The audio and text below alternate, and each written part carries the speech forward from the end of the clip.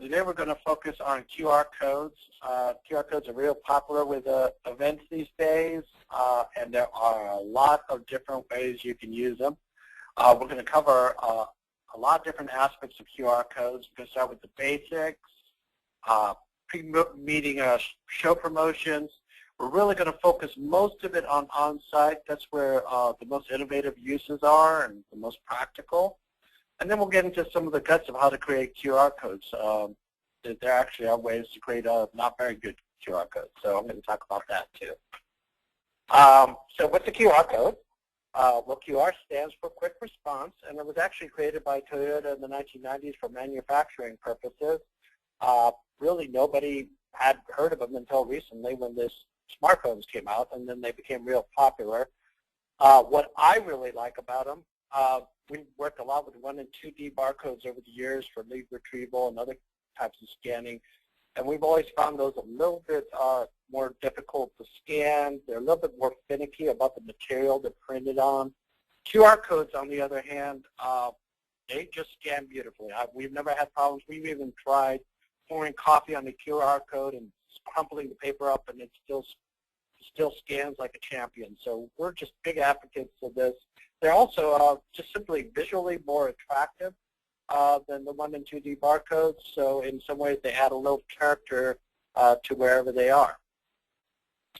The typical use is your smartphone sees a QR code, it scans it, and what the QR code represents is actually a website.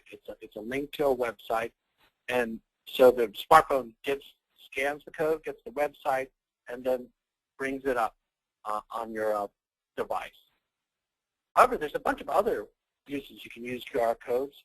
The QR code, for example, can have a text message embedded on it. For example, at sporting events, there may be a QR code that says text, go Angels. That happens to be my team. There's also popular is bringing up PayPal donation screens. But you can also have all kinds of other data in the QR code, such as a V calendar or a V card, which is the contact information of the person. And we're going to show a couple of uses for the V card later in the presentation. And I wrote an article on other uses of these QR codes at this address here. And if you want to get the link later, go ahead and ask for it, and I'll send it to you. You can also find it on a blog on the Event Rebels website under blog. But it's an interesting look into all the different uses of QR codes besides website. But we are going to focus mostly on scanning to get a web page. It's the easiest and most practical use of QR codes. There's a bunch of apps for QR codes out there. There's a whole ton of them, actually. I prefer Red Laser. That's a real popular one. But there's a bunch of other good ones out there. Another interesting one is called Barcode, simply enough. And what I like about that one is you can also scan 1 and 2D barcodes with it. And we use that to test out lead retrieval and other shows where we use 1 and 2D barcodes. So I think if you had to pick two, I would go with Red Laser and Barcode. So now we're going to get into the show itself. And the number one use is on your pre-show promotion is linking to your conference website or your online registration form. Now, the main thing to keep in mind with the QR code is for pre-show promotion is not just putting it in one place. It needs to be part of your general branding. So wherever you have your logo, have the QR code. And it needs to be everywhere. Brochures, postcards, your social media, your magazine, everywhere. It just needs to be consistent. The little picture on the left is a branding I particularly like. You have the brand of the show, OWP 2007, and then the QR code. So that's an example of using some good, consistent branding with it. And what's more, you can see the QR code's rather attractive. It's not ugly like the 1 and 2D barcodes. So you can stick it in material and not ruin the looks of it. Now I'm going to get into the guts of the presentation, which is on-site. You can have QR codes in a bunch of different ways on-site at a conference, and I'll try to just tap on a few of these uses. There's so many uses that I need to break them down by area. So I'm going to start off with the registration desk. The registration desk is often, of course, the first place people show up for a show. So that's a good way to get out some key information. First thing is to keep your lines short. You can have links to your have a QR code posted, and that links immediately to the online registration form. Then they can fill it out on their device, and so you don't have to re-enter it at the registration desk. However, there's some other things you can do in the registration area with the, keeping in mind that it's the often the first area people show up for your show. One is to have a link to your conference website so they can look at the schedule and all the other materials they need for the conference. And I think the other thing that would be real good is to have names of recommended QR code apps. There's still a lot of people who are new to downloading apps. They get nervous about it. So if you recommend specific apps, they feel more comfortable and will go ahead and download. Another big area that's real popular is for the schedule itself. And the general idea is you'd have a picture, like the photo I have down there, of a QR code around your session room. Now, the most popular is you scan the QR code, and it goes immediately to a screen that describes the topic, the speaker, has all the handouts, just everything about that session. And what some people do is they have a card like this, and then they change it out for each session as it comes in. So rather than having one that describes all the sessions, you have a little printout for each particular workshop. Another thing people do is have a room key, and that describes all the activities in that room over this live conference. You can never leave out exhibitors and sponsors, and there's a couple things you can do for them. First of all, for the booths, you may want to make a nice placard, like in this example here, where the QR code goes directly to the company website or whatever special website they have for the conference. The other thing I mentioned earlier is rather than have it go to a website, you can actually bring up a V-card, which is the contact information of the booth contact. And that's also a popular use. With the V-card, you don't need any kind of special application. It should just bring up in your app, in your phone, and bring up the appropriate application. The other thing you might want to do is brand the sponsors just like you brand yourself in that example I gave earlier with the postcard. So everywhere you have the sponsors, you have a QR code that goes to the sponsor's website. Another big use of QR codes is for the survey. And in that example of the room where it has all the sessions I showed you earlier, you also have posted probably inside the room, because you only want the people attending the conference, attending the event to fill out the survey, a QR code that goes to the online survey. That's a real easy way to just get people to respond to your survey, since as people know, it's often difficult to get real high response rates on those. You can also use it for feedback. For example, at your food and beverage areas, you can have a little QR code and people can scan it and say, hey, the alcohol is great, or the menu is great, or well, whatever you want that feedback on. And then the last thing, which we're going to touch on is the topic, is more in the area of games. So one area is, for example, vote for your favorite speaker and exhibitor. And this brings me to this general area of games. This is something people really enjoy. You can use, for example, a promotion. You scan it, and if you're the fifth person, you get a free drink, for example. You can encourage networking. There's always a lot of shy people at the events. Exhibit hall contests. And the one that really kind of comes to mind that's the most popular is the scavenger hunt. And I'm going to kind of go into a little bit of how that's used. So, for example, we see this sign here, and that sign is kind of the kickoff for the scavenger hunt. You would scan that QR code, and that would tell you the next destination in the scavenger hunt, and maybe just give some hints and so forth. One thing that's real nice is accompany it, for example, with a bingo card, so people need to show everywhere they've gone. So, for example, one of the destinations might be an exhibitor. The exhibitor sees the person sees the QR code, they get a little badge, they scan the QR code and go on to their next destination.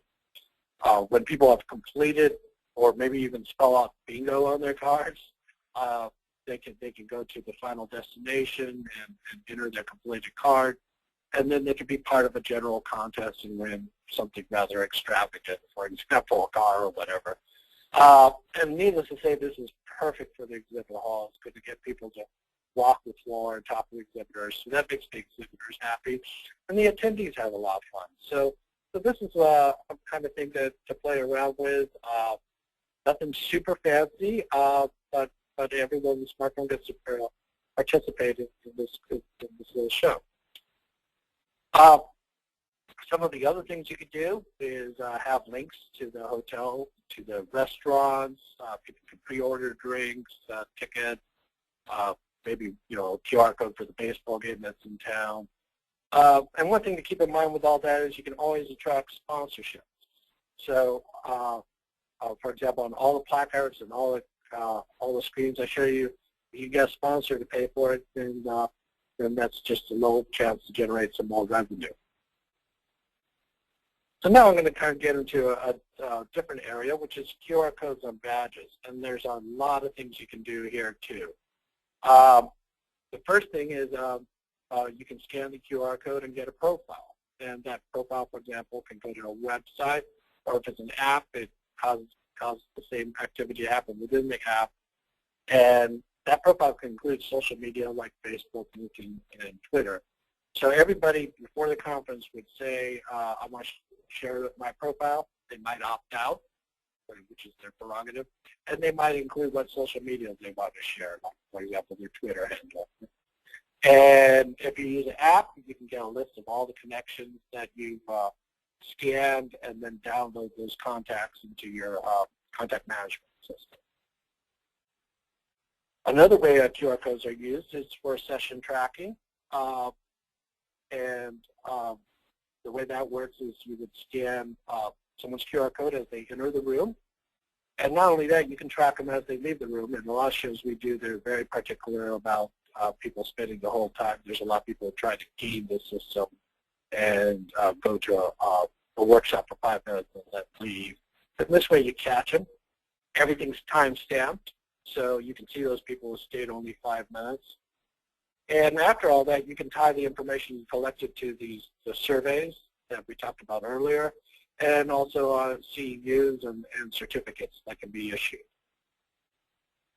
A final use is for lead retrieval, and there's really kind of 2 ways you can do that. One is with an app, but the other way, which we have done, is with a V-card. The V-card has the information of the attendee, and the exhibitor gets that information right on the spot. The main advantage of an app, though, is that with the app, you can the exhibitor can take notes and more methodically track the people they've scanned. Now, a couple rules for badges. We found that QR codes need to be 1 by 1, 1 inch by 1 inch, or bigger. So that in most cases, that will comfortably fit on the front of your badge. However, some people, for some reason or another, don't like it on the front of the badge, so they print it on the back, which is fine. I would just say that if you print it on the back, go ahead and make it bigger so it scans a little faster. Now, I've gone through a bunch of different uses, and needless to say, what you would have to do is create a website for all these different sites, or your application generates these websites. But one way or another, you got to convert it into a QR code. And if your systems don't do this, there are some places where you can go online and generate QR codes. My favorite is called QR Stuff, and among other things, it handles all the different QR code uses like V-cards that I described earlier. It's really a fun site, and you can see all the different things QR codes do. This other one, QRcode.Kawa, is also a very good site. They will generate these for free, so you don't have to pay any money. And then you would just save the QR code as a JPEG image and then print it or put it on your collateral as you would distribute. One huge thing that we learned very quickly about QR codes, just like barcodes, the more information they have, the tougher they are to scan. So, for example, I have a link to a blog entry I wrote earlier, Event Rebels, Document Thumb Drives, the Drive Trade Show. You can tell that's a rather long link, So if I put that directly on the QR code, it's going to not scan as quickly. So what you do is you use a URL shortener, URL being your web link, and Bitly is the most popular. And you can see that this one shrinks down the link quite a bit. And we found, I mean, close to 100% of the time that the QR codes that result from a Bitly link just scan beautifully. They scan fast. Like I said, you can pour coffee on it and it'll still score real good. So I'm going to go into the plug. I have to go through all this. We do the three things we've mentioned with the badges. We can use our attendee app, can use it for social networking. It's done right native on Android and iPhone applications. They download it directly, and they can scan the QR code and see everybody they've met at the show, and then after the show, download the information. Our ER Mobile on-site is specifically designed for session tracking, and once more, it tracks people who come in and out of the rooms. And the ER lead is used for lead retrieval. The exhibitors actually just purchase this on the spot or on a website themselves, so you don't have to pay anything. They download it, and they use it for tracking all their leads. They can take notes, and at the end, download their information to a spreadsheet.